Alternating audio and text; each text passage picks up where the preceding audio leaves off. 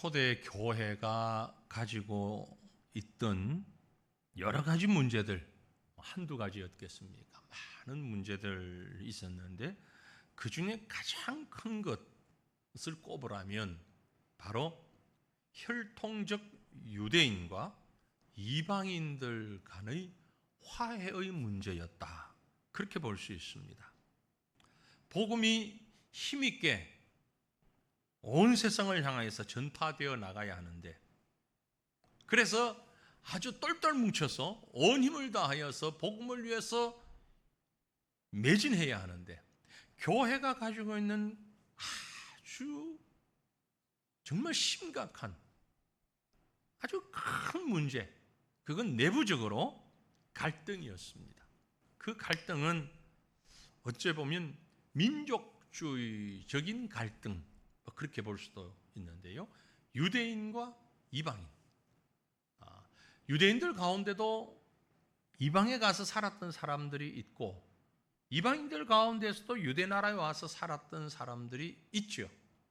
그러나 그들의 혈통은 아무리 시간이 지나가도 조금도 이게 하나가 되질 못했습니다.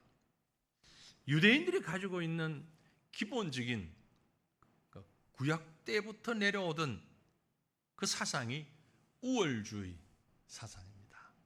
사실 좀 똑똑한 사람들이 그런 게 많죠. 우월주의. 내가 대단한, 뭐 별로 가진 것도 없는데 사실 대단히 우월한, 옛날에 게르만 민족이 그랬죠. 일본인들이 그랬었죠. 다 그렇다는 게 아니고 어느 한 시대에 우리나라도 못지않게, 사실 보면 어느 나라보다 평균적으로 좀 똑똑한 사람들이에요. 그 혈통이. 우리 안에서도 마찬가지입니다. 조금 나아 보이는 사람들이 가지고 있는 고질적인 문제는 우월주의입니다. 내가 낫다. 유대인들에게는 선민의식이라 그러죠. 선민사상. 하나님이 우리를 택하셨다. 그러니까 우리만 하나님의 선택받은 민족이다. 이런 우월주의, 선민의식, 그게 이제 베타주의까지 됩니다. 우리 아니면 아무것도 아니다. 저 보잘것없는 사람들, 에이 저 사람들 뭐, 이런 생각들이 유대인들에게 너무 짙게 내려져 있어서 교회 안에서 해결할 수 없는 문제였어요. 심각한 문제입니다. 같이 모여서 예배드리고 같이 모여서 성찬을 나누고 애찬을 나누는, 참 얼마나 좋은 분위기 안에서 그 교회가 이루어져 가는데, 그 교회 안에 바로 이런 문제로 하나가 되지 못하는 참 안타까운 모습이 그곳에 있었어요. 그러한 그들의 생각을 완전히 뒤집게 만드는 사건, 그것이 바로 오늘 본문에 기록되어 있는 이 사건입니다. 이 배경은 이미 지난 2주 동안, 2주 동안 제가 이 말씀을 함께 나누었죠. 10장을 통하여서 고넬료에게 나타난 환상, 그리고 베드로에게 나타난 환상, 각각, 그리고 그 둘이 만나는 장면까지 보았습니다. 이 사건이요, 정말 그들 둘만의 사건이 아니었어요. 예루살렘 교회가 주목하고 예루살렘 교회가 심각하게 생각하는 그런 사건이었습니다. 당시 그래서 예루살렘에 공회가 모였어요. 이 공회가 모였다라는 의미는 오늘날로 말하면 총회가 모인 겁니다. 교단 총회가, 우리 총회가 뭐 다음 주간에 정기 총회가 있는데, 교단, 대한예수교회 장로회, 우리 합신, 뭐 합동, 통합, 뭐 이런 교단들이 있잖아요. 그런 교단들 총회가 이제 9월에 대부분 있습니다. 이 교단 총회가 이제 여러 가지들을 결정을 하기도 하고 뭐 방향성을 잡기도 하는데, 그런 총회가 모인 거예요. 무엇 때문이냐면 바로 베드로와 고넬료 이 사건 때문에. 아니, 그 일이 뭐가 그렇게 심각한 문제였고 대단한 문제였느냐? 말씀드린 대로 해결할 수 없는, 그리고 이해할 수 없는 유대인과 이방인의 관계에 관한 문제였기 때문에 그렇습니다. 당시 예루살렘 교회에는 베드로도 있었고요, 뭐 요한도 있었고요, 야고보도 있었고요, 예수님의 제자들 뭐 우리가 지금 봤을 때 내노라 하는 예수님에게 직접 훈련받은 제자들, 그리고 그들로부터 또 훈련받은 아주 대단한 인물들이 많이 있었는데, 그들이 깨부수지 못했던 장벽이 뭐냐면 예수님이 유대인들만 위해서 오셨다, 이스라엘 백성들을 위해서 오셨다, 아브라함의 자손들을 위해서 오셨다라는 생각이에요. 지금 우리가 생각하면 참 한심하고 참 일도 아닌 것 같은데, 그때 당시 사람들에게는 매우 큰 문제였어요. 예수님이 과연 누구를 위해서 오셨는가? 아브라함의 후손 위해서지 않느냐? 유대인들을 위해서지 않느냐? 그래서 유대인 가운데 오셨지 않느냐? 그래서 복음을 전하고 교회를 세우는데도 유대인 중심이에요. 이방인은 그저 기웃거리면서 아주 편하지 않게 들어와서 조금 글쎄 뭐 먹는 거라면 얻어먹는다 그럴까요? 상에 앉지도 못하고, 예수님이 계실 때 그 여인에게 했던 말처럼 땅에 들어지는 부스러기를 먹는 뭐 그런 정도로 이방인들은 모습을 가지고 있고, 유대인들이 늘 상에 앉아서 먹는 것과 같이 복음을 참 바르지 못한 모습이죠. 그런데 이제 베드로가 고넬료를 만나서 그 집에 가서 먹고 자고 고넬료에게 세례를 베풀고 고넬료에게 복음 증거했다 그러니까 유대인들 사이에 아주 쑥떡 아주 대단한 일이 벌어진 겁니다. 그래서 베드로를 보고서 우리가 읽은 말씀 가운데, 저 앞에 화면에 띄우질 않았는데 여러분 성경 한번 보세요. 성경 보시면 1절 2절 유대에 사는 사도들과 형제들이 이방인들도 하나님의 말씀을 받았다 함을 들었더니 뭐라? 이방인들이 복음을, 그리고 베드로가 예루살렘에 올라갔을 때에 할례자들이 비난했다. 아니 베드로 그렇게 안 봤는데 그 사람 어떻게 그럴 수가 있어? 아니 이방인들 집에 가서 먹고 복음 증거하고 세례를 줘? 뭐야? 무시기 소리 지금? 아주 뭐 그러면서 비난했다. 예전 우리 성경에 보면 힐난했다 그렇게 표현되어 있거든요. 그건 단순히 뭐 곱씹으면서 말을 했다 이 정도가 아니고 분열을 조장했다라는 겁니다. 아주 분열을 조장한. 그러다가 예루살렘 공회가 모였어요. 모이는 자리에 베드로를 호출했습니다. 불렀어요. 베드로가 왔어요. 딱 베드로가 나타나자 아마 그들은 얼굴을 불그락 하면서 씩씩거리면서 이리 좀 와보라고. 아니 당신이 베드로가 맞냐고. 예수님이 그렇게 가르쳤냐고. 예수님의 제자 베드로 맞아? 이리 좀 와보라고. 뭐 공포 분위기였을 수도 있습니다. 자칫 말 한마디 잘못하면 숙청시킬 그런 분위기로 지금 베드로를 세웠습니다. 그곳에서 베드로가 하는 말이 이제 그 다음에 있는 얘기, 오늘 우리가 좀 전에 읽었던 이 말씀들로 쭉 연결이 되는 겁니다. 3절에 이르되 네가 무할례자의 집에 들어가 함께 먹었다 하니, 4절에 베드로가 그들에게 이 일을 차례로 설명하여, 베드로가 이제 설명하기 시작합니다. 그게 5절부터 쭉 이어지고 있는 거예요. 이 말씀을 보면서 앞에서 그 사건에 대해서는 이미 얘기를 했기 때문에 제가 다시 언급하는 걸 좀 가급적 피합니다. 베드로와 고넬료의 이 사건, 그리고 예루살렘 공회에서 모여서 그 사건을 다루는 이 모습 가운데서 하나님이 우리에게 보여주시는 메시지가 뭔가? 사도행전을 기록한 누가는 10장에서 기록했으면 됐는데 11장에 와서 또 한 번 더 기록을 하는, 반복해서 기록을 하고 있는, 보는 우리로서는 그렇잖아요. 그죠? 10장에서 그 내용이 있었는데 똑같은 내용을, 거의 같은 내용을 다시 기록하는 이유가 뭘까? 여기에서 주고자 하는 메시지가 분명히 있다라는 거죠. 앞에서는 그 보자기 환상에 대해서 또 고넬료에게 나타난 환상에 대해서 그리고 그들의 만남에 대해서 특별한 의미들이 있었다면 여기에 11장에 와서 예루살렘 공회가 모여가지고 베드로가 그 자리에서 이렇게 설명하는 데에 어떤 이유가 있었을까? 어떤 목적이 있었을까? 한마디로요, 이 일은 대화의 사건이다. 대화해. 화해, 서로 오해를 풀고 이해하고 용납하는, 그런데 그 화해 가운데 대화해, 아주 큰 화해. 그런데 그 대화해의 시작이 어디서부터냐? 하나님의 말씀이다. 하나님이다. 대화의 시작은 하나님으로부터 시작되어야 된다 라는 것을 얘기하고 있는 겁니다. 이방인들도 하나님의 말씀을 받았다?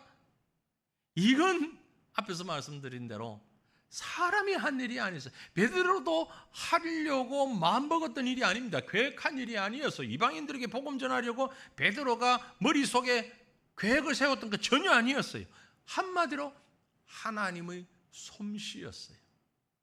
하나님이 베드로에게, 고넬료에게 각각의 환상을 통해서 둘이 딱 만날 수 있도록 그 모든 상황과 여건을 만든 것 하나님의 솜씨였어요. 베드로는 지금 그 사실을 얘기하고 있는 겁니다. 이게 내가 생각해서 내가 뭘 아니다. 하나님이 하셨다. 하나님이 하셨다. 다만 사람은, 나를 포함한 사람은 하나님의 손에 쓰임 받았을 뿐이다. 하나님은 사람을 활용하셨을 뿐이다. 이 얘기를 하고 있는 겁니다. 그래서 우린요, 하나님 앞에서 특별히 영적인 하나님의 말씀 앞에서 하나님의 뜻을 이루려고 할 때에 우리 한마디로 얘기하면 교만하지 맙시다. 목에 힘주지 말자고. 내가 유대인이라는 것 가지고 아브라함의 자손이기 때문에 하나님께서 그런 자들을 보시고 뭐라고 하셨을까요? 야, 건방진 사람들아, 그러실 것 같아. 구원에 관한 일도, 우리의 신앙에 관한 일도 이미 구약 성경에 나와 있잖아요. 요나를 통해서 니느웨를 구원하시는 하나님의 모습이 일찍이 선지자들을 통하여서도 다 보여주었는데도 사람들은 그걸 깨닫지 못하고 있는 거예요. 민족 감정이 앞서서 하나님 앞에 불순종했던 자가 바로 요나 아닙니까? 지금 그 후손인 유대인들이 똑같은 과오를 범하고 있는 거죠. 그러나 베드로는 이런 하나님의 하시는 손길을, 하나님의 일을 막을 수 없었다라고 얘기합니다. 왜 그런가 하니 베드로 자신에게도 환상이 임했고, 5절에 보면 내가 요빠시에서 기도할 때에 황홀한 중에 환상을 보았다라고 얘기하죠. 저 뒤에 13절에 가보면 고넬료에게도 마찬가지. 고넬료가 말을 하는데 천사가 내 집에 서서 말하되 네가 사람을 요빠에 보내어 베드로라 하는 시몬을 청하라. 하나님이 지금 베드로에게, 고넬료에게 각각 환상 가운데 임하셔서 간섭하셨다. 베드로는 그 사실 앞에 어찌할 수 없었다는 것을 지금 이 유대인들 앞에서 얘기하고 있는 거예요. 내가 기도하는 가운데 환상을 보았는데 그곳에 우리가 율법적으로 금한 많은 동물들, 먹을 수 없는 것들이 거기에 있기로 내가 하나님 앞에, 하나님 이건 도저히 먹을 수 없습니다. 어떻게 내가 이걸 먹습니까? 했더니 하나님께서 하나님이 깨끗하게 하신 것을 왜 너는 속되다고 말하느냐? 그렇게 말씀하시면서 그것도 3번씩이나 이런 일들이 나에게 있었다. 이 사실을 얘기하잖아요. 베드로의 지금 얘기해 주는 내가 어찌 할 수 있는 게 아니었다. 하나님이 하신 것이다. 하나님이 하시는데 내가 뭘 어떻게, 내가 앞서간 것도 아니고 내가 막으려고 할 수 있는 것도 아니고 나는 아니라고 3번씩이나 부인했지만 하나님이 강권적으로 역사하셨다. 여러분, 이런 것을 바로 우리는 계시라고 말합니다. 하나님이 말씀하셨다. 하나님이 자기 자신을 나타내 보여주셨다. 하나님의 계시, 하나님의 일하심은요, 우리가 막을 수 있는 부분이 아니잖아요. 우리가 거부할 수 있는 부분이 아니잖아요. 그 계시의 방법이 어떠한 것이냐면은 히브리서 1장 1절 2절 말씀, 참 우리가 중요한 말씀인데요, 옛적의 선지자들을 통하여서 여러 부분과 여러 모양으로 우리 조상들에게 말씀하신 하나님이, 구약시대의 여러 모양을 통해서 계시하신 하나님이 이 모든 날 마지막에는, 이 말세에는 아들을 통하여, 예수 그리스도를 통하여 우리에게 말씀하셨으니, 이 아들을 만유의 상속자로 세우시고 또 그로 말미암아 모든 세계를 지으신 하나님, 창조주 하나님께서 친히 나타나신 그 아들, 그를 통하여서 하나님 자신을 우리에게 계시해 주셨다. 이 아들에 관한 기록이 곧 무엇이다? 이 아들에 관한 기록이 성경이다. 요한복음 5장 39절입니다. 너희가 성경에서 영생을 얻는 줄 생각하고 성경을 상고하거니와 이 성경은 곧 내게 대하여, 예수 그리스도에 대하여 증거하는 것이다.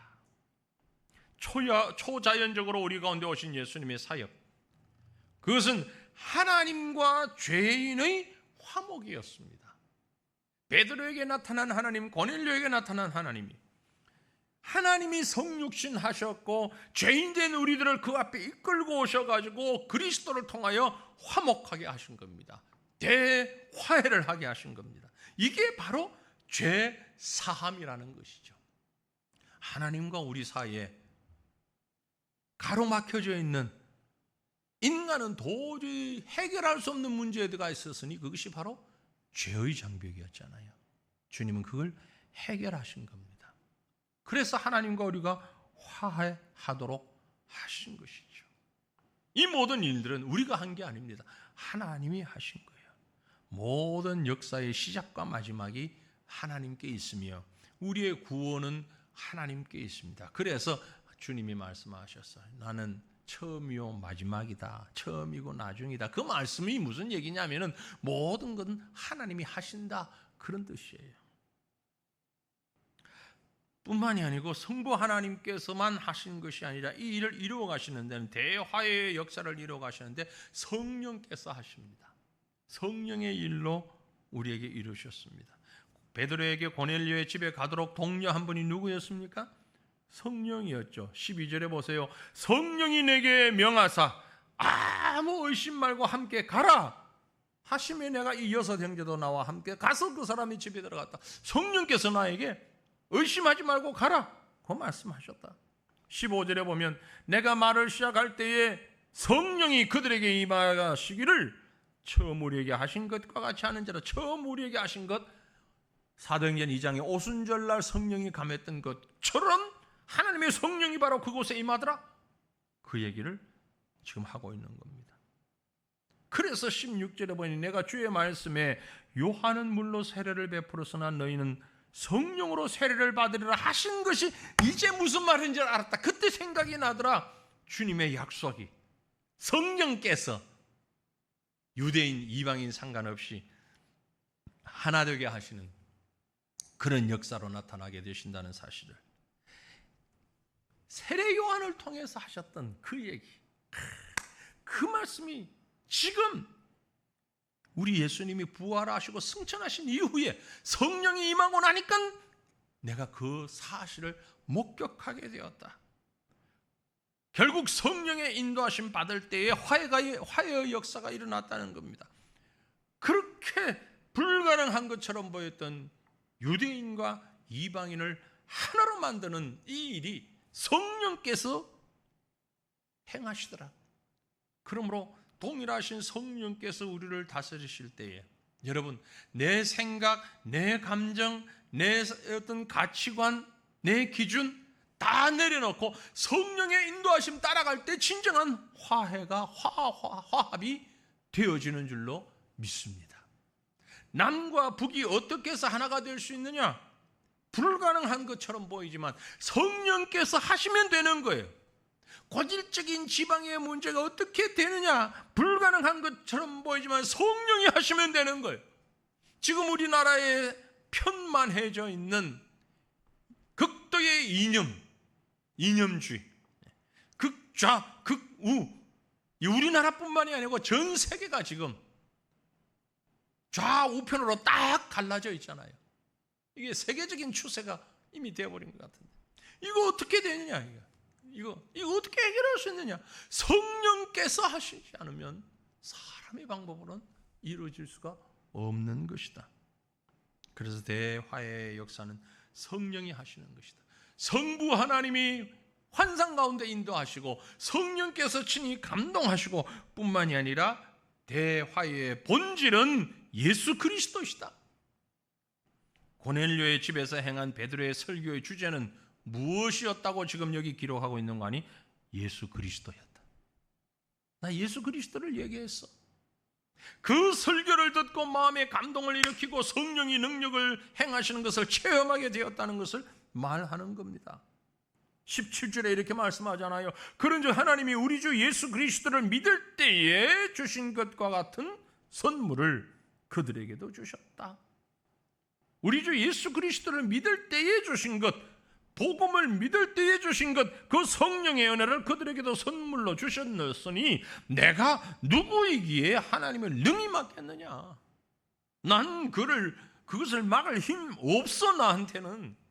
그리고 막아서도 안 되는 것이야.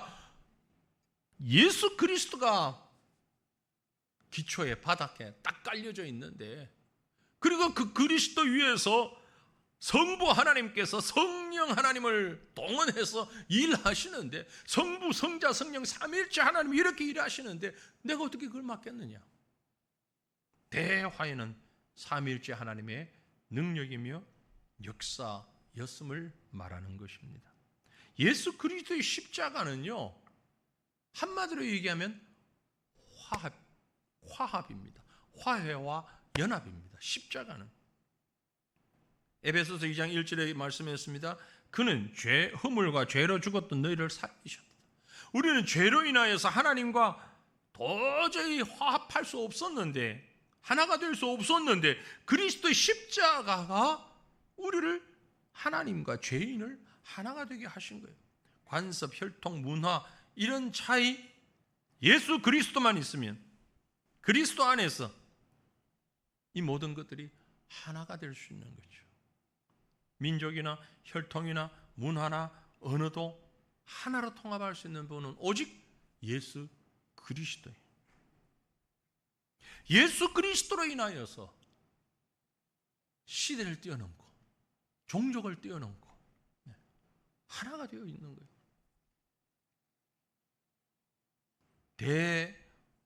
대화해 삼위일체 하나님이 하셨습니다. 그럼 우리가 할 수 있는 일은 뭐냐? 회개와 믿음입니다. 대화의 방법은 회개와 믿음이에요. 우리가 주 예수 그리스도를 믿을 때에, 주 예수 그리스도를 믿을 때에 주신 것과 같은 선물을 저들에게도 줬다. 이방인에게도, 유대인과 똑같이 예수 그리스도가 오시니까 똑같은 모습으로 역사하시고 똑같은 마음으로 그들에게 함께 하셨다. 그러므로 우리는 예수 안에서 우리 자신들을 하나님께로 되돌리는 것, 하나님 앞에 우리 자신을 그대로 내려놓는 것, 이것만이 진실로 하나님 앞에서 우리가 하나 되는 것이고, 이것이 하나님의 뜻을 이루어가는 것이다 라고 고백하게 되는 것입니다. 그랬더니 18절에 그들이 이 말을 듣고 잠잠하여 하나님께 영광을 돌려 이르되, 그러면 하나님께서 이방인에게도 생명 얻는 회개를 주셨도다. 결론은 그겁니다. 그러면 그들도 회개하면 된다. 이 말은 우리도 회개해서 하나님 앞에 나왔으니 그들도 회개하면 된다. 회개하면 하나님 앞에서 유대인이든 이방인이든 다 동일하다. 회개하면 먼저 믿는 자, 나중 믿는 자, 크게 잘못한 자, 작게 잘못한 자, 하나님 앞에서 교만한 자, 겸손한 자 모두가 동일하다. 이 고백을, 이 결론을 내려놓고 있는 것입니다. 그러므로 사랑하는 성도들이여, 주님은 우리를 통해서 하나 되게 하셨습니다. 우리가 주님 앞에 해야 할 일은 무엇인가? 회개하는 거예요. 우리의 연약함을 내려놓는 거예요. 우리의 연약함을 내려놓고 주님의 능력을 구하는 것입니다. 자기 자신을 위해서, 가족을 위해서, 또 나라를 위해서, 우리 성도들을 위해서, 교회를 위해서 회개하는 심령으로 내려놓고 간구할 때에 하나님께서 우리 모두를 하나 되게 해주신다는 사실을 믿고 나아가는 이 밤이 되기를 원합니다. 여러분, 이 저녁에 우리가 기도할 때에 무엇보다도 자기 자신의 연약함을 주님 앞에 내려놓고 기도하십시오. 하나님, 내 죄악을 용서하여 주시옵소서. 내가 교만하여서 화해하지 못하고 화합하지 못하고 하나 되지 못하였습니다.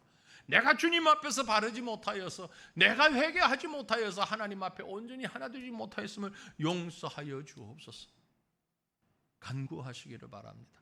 아울러 모든 자들이 하나가 될 수 있도록 기도하시기를 바랍니다. 어제 저녁에 늦은 시간에 방글라데시에서 전화가 왔어요. 우리 슈켄 목사님이 전화 왔더라고요. 그래서 이 시간에 웬일이, 물론 거기는 밤이 아니고 저녁 시간입니다. 웬일이냐 하고 전화를 받으니까 아주 울먹거리면서 자신이 아주 위험에 처해 돼요. 깜짝 놀랐어요. 뭐 동네에서 문제가 있나 해서 무슨 일이냐 그랬더니 다행히 그런 문제는 아니고 심각한 문제다. 그래서 무슨 문제냐? 여동생이 아이를 가져서 출산을 했는데 나이가 많아가지고 제왕절개를 한 거예요.